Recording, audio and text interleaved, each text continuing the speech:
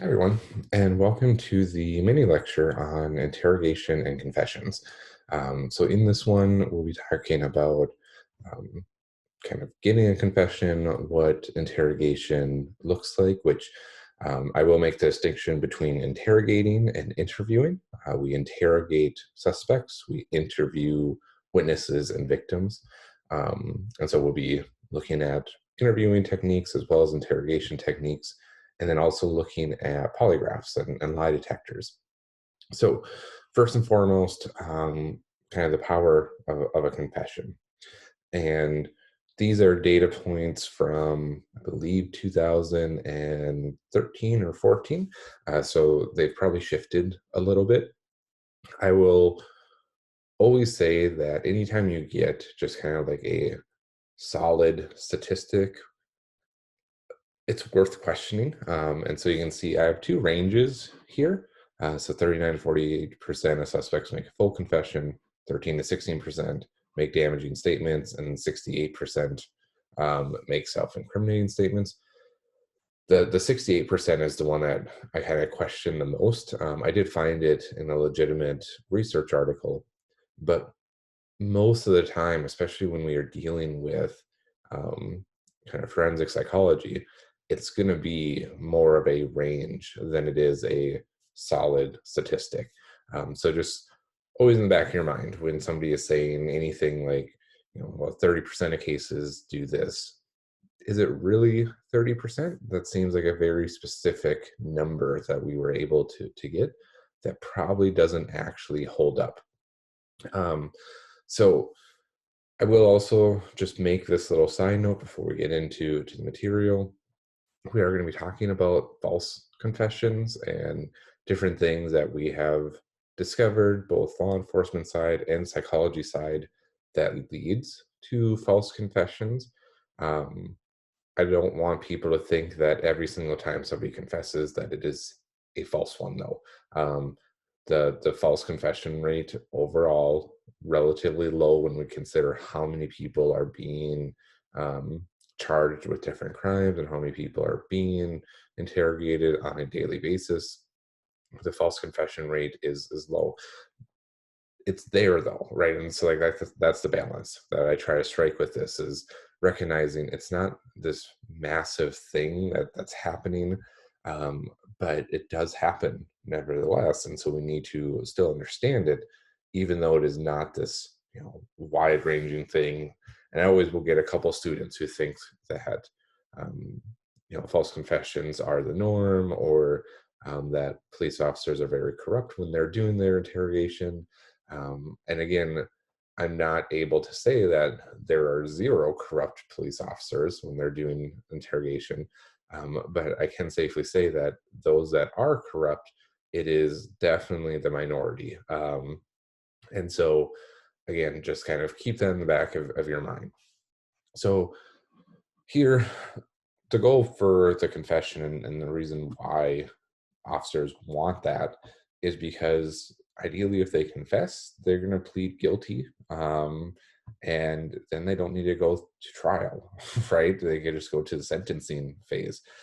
So it makes things much faster. It's the same reason why most cases don't actually go to trial either. They get plead out, because again, it saves time, it saves money in the long run. So here, just kind of highlighting that. Also, research show mock jurors do not discount confession even when it's false. What that means is if a juror hears that a suspect or a defendant, in this case, if it's at the trial phase, has confessed to a crime, and then they later on say, no, I was confused, or I didn't fully understand what I was saying, it typically doesn't matter. That the jury typically still views it as a full-on legitimate confession, and they don't kind of listen to the reasons why they falsely confessed. And this ultimately might be due to something called the fundamental attribution error or fundamental attribution bias. This is kind of mixing forensic psychology and social psychology. So fundamental attribution bias is the idea that we look at other people's actions and behaviors due to their personality, and we look at our actions, behaviors due to the situation we find ourselves in. And this, makes total and complete sense. It's not that you're a bad person if you do this. You understand your situation much more than you do somebody else. You also are typically only seeing somebody else's behavior for fractions of time, right? If you go to a grocery store and you see somebody who is just pissed off and they're yelling at the cashier, or they're yelling at their kid or whoever they're with, you're going to be like, wow, that's a terrible human being. Right? That I don't know what their problem is, but obviously something is not right with them. If you end up doing those same behaviors, you're probably going to be able to look at the situation around, well, the store employee wasn't actually being that helpful. I had a really long and bad day at work, and I just wanted to return this thing, and they, you know, just wouldn't do it. I've asked my child to sit in the cart, 16 times prior to this, very politely, and finally, I just kind of snapped and lost it on them. Things like that we do for ourselves, but we don't do for others. That's the fundamental attribution bias. So, when it comes to confessions, most people would say, I would never confess to a crime that I did not do. So, when they're a jury member and they hear somebody has confessed and then they kind of pulled back that confession, they're likely to be like, okay, something's not right here, right? Like, no innocent person would confess to a crime they didn't commit. And research doesn't back up that claim fully. So here, just kind of going over a study that supports this. There's going to be slides that I'm just going to skip that in class. If we were meeting face to face, I would certainly highlight in more detail. But here, just to kind of not make this, an hour and a half video, we're going to kind of cut down on some things. So evolution of interrogation. Prior to 1930, officers could physically assault the suspect until they confessed. It was the norm. People viewed that as, well, that's fine. And they obviously have reason to believe that they're guilty of something. So yeah, it's fine if they, attack them, beat them up, um, whatever it is. 1931 comes along, and policies change, and they're told, all right, you can't physically assault somebody until they confess, right? Like, we're running into a lot of right issues. We're running into a lot of false confessions, things like that. Like, let's stop abusing our suspects. And so instead, they suggested doing more covert things. So things like sleep deprivation. So, all right, well, they're being held for 48, 72 hours, whatever it is. Let's just not let them sleep during that time, and then see if they'll confess then. Putting them in isolation. So certainly you have like holding cells in the modern day, but this would be, kind of a step down from holding cells. And then intimidation. So it wasn't a physical assault, but certainly the threats of it. And threats also beyond physical. So things like, all right, well, we're going to ruin your reputation, we're going to ruin your career, things like that. So that went on for about 30 years. And then through a bunch of different legal decisions, they got banned as well. So there's now kind of, all right, let's move away from these physical things, deprivation, isolation. Deprivation would also be food and water deprivation, so you wouldn't give them anything to eat or drink. And now let's move into more psychological coercion. And this is certainly putting a negative spin on the interrogation, just the way that it is framed. And again, it's a debate that goes on for sure. And I will try to stay in the middle of that debate. But we have seen things happen that ultimately we know are harmful to people who are not guilty of anything, but leads them to do things that would not be predicted. So um, those are being evolved as well, right? Like I said, the working relationship is much, much better now. Um, we look at something called the read technique. The read technique has gone through different changes and reiterations to ultimately improve it because we were seeing bad things happen with the read technique. And again, there was no physical assault happening. There was nothing, um, that was detrimental physically to the person, but the way things were set up psychologically, it was making kind of less than desirable impact. Miranda rights. So again, won't reiterate this. Odds are you have seen this on television or um, are just familiar with Miranda rights. But here's kind of the basis of them. Are the rights waived? Yeah, absolutely. The rights are waived, and it's this weird thing that people talk themselves into. So you have a right to, an attorney, and you have a right to remain silent, and all the good stuff that's in Miranda. But many people will feel like, well, if I don't say anything and I order an attorney, I'm going to look guilty. So instead, I'm just going to, talk with them, and, we'll fix this. And that's probably not the best thing to do. I've talked to both prosecuting attorneys and defense attorneys about this, and they say absolutely it is your right. Why would you not take advantage of that? Even if you are completely innocent, it does not hurt to take advantage. The one drawback would be time, right? That if you say I demand an attorney, then you are waiting for the attorney to actually show up, and you're going to talk with the attorney, and then you'll talk to the police with the attorney present. And so yes, time would be kind of a drawback, but everything else, like, it just makes sense to do, but we're not seeing that happen. um, Reasons why they might be waived, and again, these are found in different studies. um, the delivery of Miranda rights. So many people that know Miranda rights make the assumption everybody does, and I actually just did it myself. Right, that I skipped over a slide. I'm like, odds are you've heard this. Some of you may not have, and you might be like, I don't actually know what Miranda is. Like, I hear if I watch a crime show them say it, but I wouldn't be able to recite it. So, officers would believe that same thing. So they might ultimately brush through Miranda rights, or they might kind of give the shorthand version of it at first. Again, this is something that's being better trained, and we'll see um, during different interrogation videos. Uh, Detectives and officers who have been doing this for a very long time will still have a note card that they will bring in, and they will read it off just to make sure that it's on camera and they didn't miss anything. Suspect may be upset, lack clear thinking, or unable to understand the rights.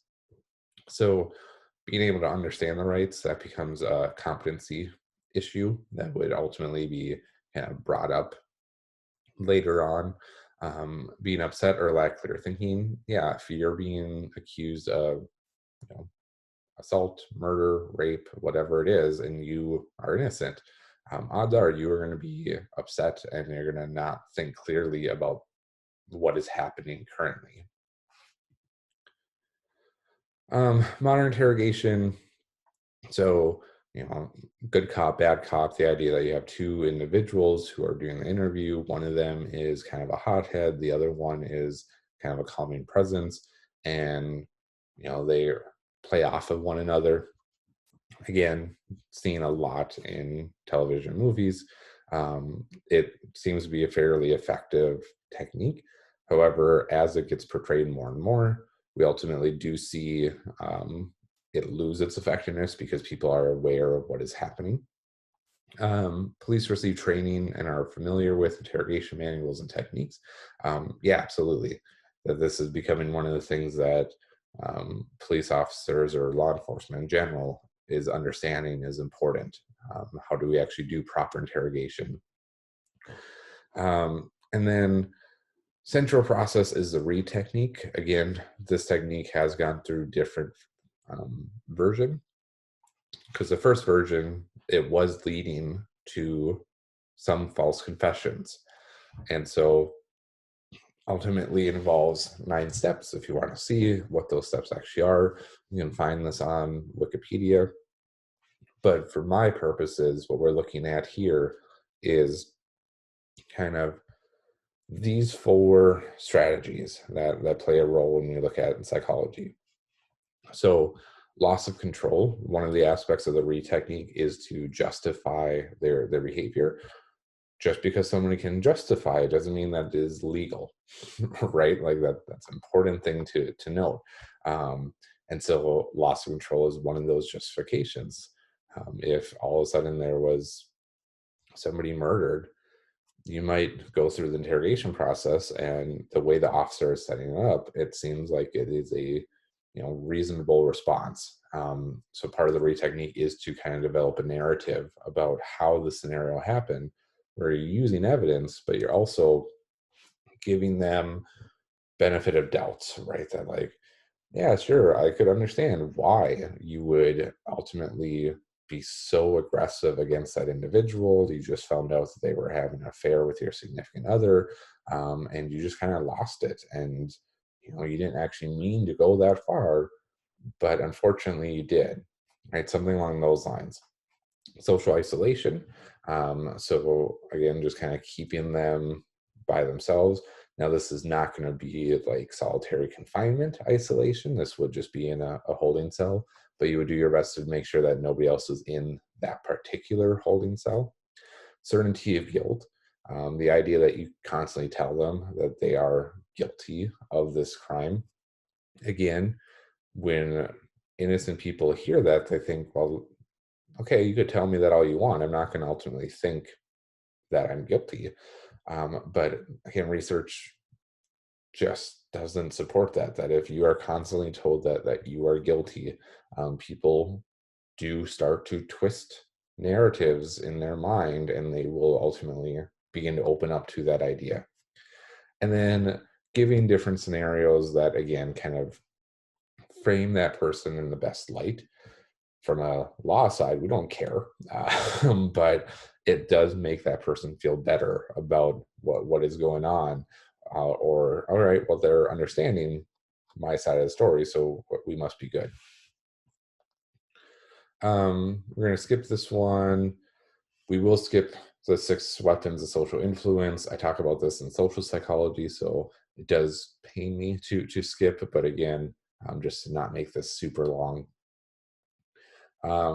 False confessions is what you will be reading about for your discussion this week. I have an article that talks about them.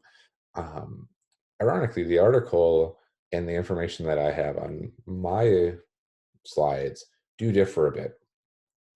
So when I was learning about false confessions, I learned that there are 4 different types, and they're listed kind of here. In the article, it mentions 3 different kinds. And for a while, I thought, okay, my information is probably just outdated, and that the article is correct, or vice versa. And nope, it really kind of comes from just 2 different lines of thought from forensic psychologists. And so I was going to change the slide to reflect what you'll be reading about, but then I thought, well, no, it's kind of important that you recognize that there is still debates going on stuff like this. So when we look at the 4, instrumental coerced false confessions, suspect confessed to crimes not committed, most common false confession in a criminal case. So instrumental coerced. Coerced is kind of the term here being used that it was kind of forced upon them. It wasn't something that they just willingly gave up. It was, all right, this is going to ultimately be something that psychologically is being manipulated. And so whether that is due to how questions are being asked, whether that's due to the different psychological stuff that we looked at with like the read technique, there's something going on here that they were coerced into giving this. And instrumentation or instrumental, excuse me, just means that it's kind of a means to an end, right? So they are instrumental in the fact that this ends the interrogation, but again, it was a very coerced thing that they do actually begin to believe. All right, here, I did this, but I'm also confessing to leave or to go see family or friends or whatever it might be. Instrumental voluntary. So again, instrumental means to an end. Voluntary though means that it was not coerced out of them, that they know for the most part that this is a false confession, but instead they are giving it because they're hoping to, leave. This was seen with the Central Park case. Um, so I have a couple videos, and I'll make sure to link this one as well in there. With Central Park Five teenagers, many of them confessed to attempted murder and rape, which are extremely serious crimes. And they don't understand what the punishment is. A few of them thought, "All right, I get to go home now." Some of them even said on tape, like, "This was my first rape ever. I'll never do it again." And it's like, okay, this is a major crime. It's not that you can just say, "Sorry, accident." Um, Turns out they did not commit the crime, and DNA evidence exonerated them, but they confessed to it anyway. And again, tons of debates and documentaries done on this case to see, like, why would they confess to something they didn't actually do. Authentic coerce, so suspect becomes convinced of own guilt after long intense interrogation. Vivid false memories might be um, created. So this would be after enough time somebody actually believes, yes, I did commit that crime. um, there's been a few cases that come to mind with this one. One was actually a son found his mom murdered when he went over to visit her, called the police. Ultimately, case kind of goes cold, but police begin to believe, okay, I think the son did it. So the son is ultimately interrogated for long periods of time, and then develops false memories of, yes, I actually did it. Luckily, evidence came up, later on, that showed that he couldn't have done it. But yeah, he actually confessed and gave them information that didn't match anything that was at the crime scene, but didn't matter. It was a confession.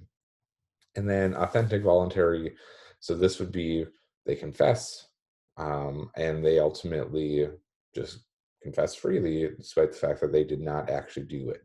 Um, this one, a lot of times we do see different mental illnesses come into play, or attention.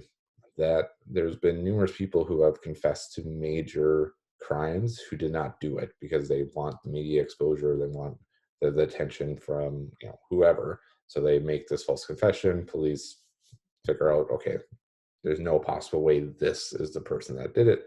Um, so those are the four that, again, I learned. Again, in the readings that I'll have you do, you will see three instead. Torture, we will actually get into here. Um, can interrogators lie?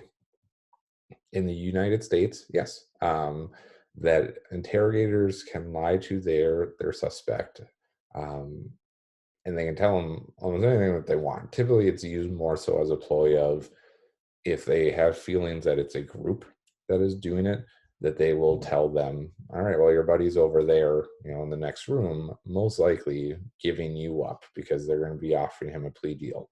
And if you're holding fast here, then great. Um, or about the amount of evidence that they have. Well, we found a fingerprint, and my guess is that your fingerprint is going to match that. And even if they don't have the fingerprint, just hearing that might be enough to get somebody to um, start talking. Now, there is always this debate on, should officers or detectives or interrogators be able to lie or use false evidence. Um, and again, the debate goes on. I will say my 2 cents for what it's worth. I do think that they should be able to, and I recognize on the back end that this is ultimately going to increase our false confession rate. Um, but I think that there has to be some type of tools or mechanism used, because it's not as if somebody who is a suspect has any rules that they need to follow, right? And so, how do we balance this out? Now, again, I'm not for going back to pre 1930s. I'm certainly not for the physical stuff like isolation or deprivation, and I have concerns about different techniques that are doing things psychologically, but again, I have to balance out my opinions with understanding, like, if we just tell officers all you can do is tell them the facts and hopefully they you know open up to you, we're handcuffing them too much, right? And it is a delicate balance. Again, just my 2 cents on it. So recordings now, just about every single interrogation is recorded, um, both video and audio. Let's see. We're gonna so vulnerable suspects. Want to highlight this a bit. Juveniles. So there is a video on the McMartin case, which was a very famous case that happened in the late 80s, early 90s. And it essentially stemmed from a child who was at the preschool, came home, and just talked about being kind of sore. And it turned into that the child was being sexually assaulted. And so investigation got opened up, and over time it became a thing of there is satanic rituals happening at the McMartin preschool, and this is what the news started reporting. There's no evidence of any wrongdoings happening, but it's because social workers and psychologists ultimately tried to take over the role of being a police officer. In that particular case, is that the kids were being interviewed not by police officers or trained professionals in how to interview kids. Instead, they were being interviewed by social workers. And so that becomes a major problem, because social workers are trained on how to um, treat individuals who are known victims. Well, these weren't known victims, right? And so again, the video is great at highlighting all the twists and turns there, but we now much better understand we have to interview juveniles very differently than how we interview adults. I'm a board member at SARC, which deals predominantly with sexual assault, but we do general crimes as well. And we have, a special person here in Tri-Cities who interviews children. And she is fantastic at doing that. And again, police recognize, like, yes, I am not qualified to interview a child in this way. Like, they're kind of qualified to try to comfort them and assist their victims, but certainly not for court purposes. Um, we're going to that. Skip that. Can we actually tell when other people are lying?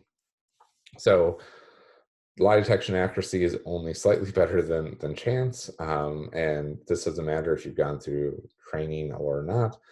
We tend to rely a lot on things that just aren't actually true. People who are like, look me in the eye and tell me, and if you can't, I know that you're lying. No, that's not really the case. There's a lot of people who are just extremely introverted, don't like to make eye contact. There's also cultural standards, right? There's things that people do that we're told this is them being deceptive. And again, that's not necessarily the case. There's a guy by the name of Paul Ekman who has been studying kind of lying for since the 60s, and has done great work on it. I believe I have some information about him coming up. So the polygraph. So this is the lie detector. Polygraphs are not admissible in court. There is a little caveat that if both attorneys do agree to submit the polygraph as evidence, then it can be used. That's probably never going to happen because polygraph is only going to be favorable to one, um, at least in the state of Washington. Other states have slightly different variations, but overall, polygraph is not allowed in court cases because there is error in the polygraph. So the idea of the polygraph is it's not actually measuring lying, it's measuring your physiological arousal. And so if you lie, there has been evidence showing that you increase different physiological arousals. So what it's actually measuring is things like heart rate, skin galvanization, which is skin sweat. Um, you might get blood pressure. You're going to get breathing rates, things like that. So polygraph was extremely lucrative business in the 60s and 80s. Ultimately, in the late 80s, we had the Polygraph Act that kind of diminished its use. And then after 9/11, we started to see a resurgence of polygraph being used, and there becomes kind of controversy around that. Um, I know in North Dakota, where I did my graduate studies, it was still on the books that you could give a polygraph to anybody who is applying for a job. And so I remember applying for a job at Best Buy, and in the interview, they mentioned that to me, like, if we saw fit, we could actually have a polygraph, just kind of joking. And I laughed and I was like, oh, well, hopefully you would be aware of all the flaws of the polygraph. And they had no idea about this. So it literally turned into like a 30-minute lecture on my behalf about the polygraph, and I got the job. So there's no real questions of mine being asked. It was all just questions about the polygraph after that. So, just seeing, thought I had the percent. So as of 2016, the polygraph tends to be anywhere between 82 to about 89% accurate. So I mean, it's high rates, but it is not 100%, right? And that's where the problem lies about having it introduced to court, is that you would never be able to convince a jury that the polygraph is flawed in any sort of way, and so it's just not used there. But yes, that tends to be the rate. So again, it's really good, but it's not 100%. Just different techniques of polygraphing that again we won't actually go over for time's sake. Um, skip all that stuff as well, and that. All right, so here is Paul Ekman's work. Um, so Ekman ultimately was looking at facial muscles, and what he started to realize is that there's something known as a micro expression that gets shown on faces, and micro expressions are universal, meaning that like if somebody is happy, happiness is the same across cultures, how it's shown on the face at least, for the most part. So ultimately, what he started to do is, if we had studied microexpression, we could figure out, is somebody being deceitful. Now we might not know why they're being deceitful, but we'd be able to know if they're lying. Ekman is at about a 94 or 95% accuracy rate, so higher than the polygraph using this technique. It is a trainable skill that you can take online classes and learn how to do this. If it's going to be beneficial to to anybody, that's a whole nother thing. But you do get a fun little certificate at the end of it. I went through it. CBC paid for me to do it. My feelings on the course is that, as somebody who taught about Ekman since I first started teaching in college at the college level, which was 2011. I didn't. It was all very familiar things and all things I've seen before. So if it actually helped me in any certain way, yeah. Um, I will say I did learn that it is much more focused, right? That's not just something that you can do in a common conversation. You actually need to tell yourself, at least at the beginning. I'm sure for Ekman, doing this for 50 years, it's been something that's now ingrained in him. But for me, if I'm actually trying to do it, I do need to remind myself, like, hey, let's actually look at the face. It doesn't just pop out. So, talked about that a little bit as well. And then last bit is kind of bringing in new technology. So fMRI is one of the big technologies, and I have a video on Canvas about this, which is a really fun video looking at lie detection and fMRI. And again, we're seeing higher rates than the polygraph on this. The issue is there's concern about removing a lot of rights. If we just say, all right, we're going to hook you up to an fMRI machine. If you fail this, that's it. And so there's a video series known as Brains on Trial, which currently is on YouTube, that I think you can find every single segment, that there is a large portion of that video dedicated to this debate. Should we be implementing fMRI? And you see it on both sides, that some people say, absolutely, this is great. And others say, nope, the courts should never do this because, X, Y, and Z. But the idea here is that you are being asked questions, and fMRI is where your brain is being scanned, and we can see what areas are being lit up in the brain, what areas are active. And through multiple research, we've been able to kind of isolate a certain area that is known for lighting up when somebody is lying.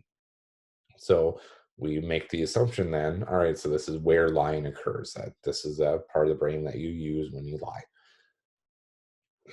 There's issues with that as well, because what we see in neuroscience all the time is that there is some variation across brains, some variation across people, that it's not this absolute thing.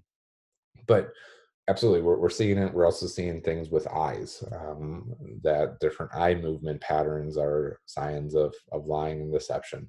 And these are relatively newer or very expensive in the case of the fMRI machine technology that's out there, that we are trying to figure out, like, is it something that allows us to figure out about lying?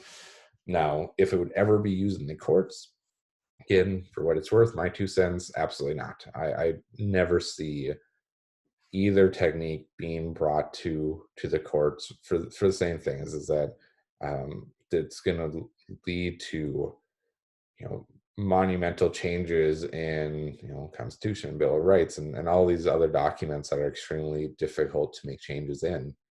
Not saying it's not possible. It's why we have amendments. But yeah, I just don't foresee these entering. I think they're very interesting. I think they're cool side projects to look at and understand. But as far as a legal standard, I don't think they'll ever meet that. All right, so that then ends this mini lecture. If you have any questions about anything, please do not hesitate to let me know.